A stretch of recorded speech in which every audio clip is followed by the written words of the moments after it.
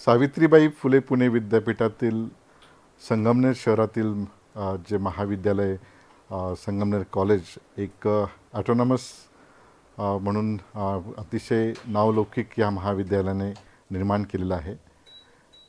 Autonomous कॉलेजचं महत्त्व विशेषतः प्रशासकीय आणि एक्झाम आणि इतर बाबींमध्ये ज्या पद्धतीने ॲटोनॉमस कॉलेजकडे पाहिले जातं, परंतु आज मी या ठिकाणी या महाविद्यालयात हिंदी या संशोधन केंद्राच्या कंटिन्युएशनसाठी आमची जी समिती आली होती, त्या समितीने संपूर्ण पाहणी केल्यानंतर असं मन अतिशय प्रफुल्लित झालेलं आहे की आपल्या विद्यापीठाचे एक अफिलिएटेड कॉलेज जे ऑटोनॉमस कॉलेज आहे, जवळपास 7,500पेक्षा जास्त विद्यार्थी आहेत.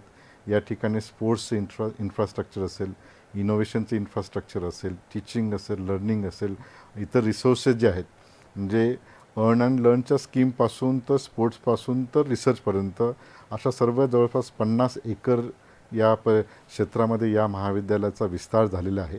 भविष्यात या महाविद्यालयाचं रूपांतर निश्चितच एक डीम टू बी युनिव्हर्सिटी किंवा क्लस्टर युनिव्हर्सिटी किंवा एक प्रायव्हेट युनिव्हर्सिटीमध्ये या शहरात आपल्याला पाहावयास मिळेल.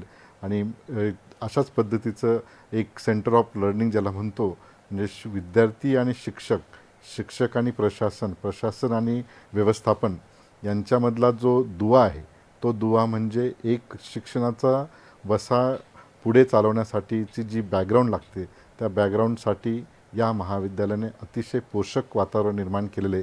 त्यासाठी महाविद्यालयाचे प्राचार्य, आमचे मित्र डॉक्टर अरुण गायकवाड, त्यांचे सर्व सहकारी, माझ्यासोबत आलेले माझे सर्व सहकारी आज अतिशय मोठ्या उत्साहाने आम्ही या ठिकाणी व्हिजिट दिलेली आहे. आणि या सर्व टीमचं, विशेषतः गायकवाड सरांचं आणि मालपाणी सरांचं आणि इतर सर्व व्यवस्थापन आणि इतर प्रशासकीय आणि शिक्षक वृंदांचं सर्वांचं मी मनापासून अभिनंदन करतो. हिंदी हा विषय एक राष्ट्रीय भाषा असल्या कारणाने हिंदीचं जे संशोधन केंद्र आहे तेही या ठिकाणी अतिशय चांगल्या पद्धतीने कार्यरत आहेत. या केंद्राला आणि इतर सर्व संशोधन केंद्राला सावित्रीबाई फुले पुणे विद्यापीठाच्या वतीने मी शुभेच्छा देतो. आणि लवकरच आपण या महाविद्यालयाचं रूपांतर विद्यापीठात होईल अशी अपेक्षा बाळगतो आणि थांबतो. धन्यवाद.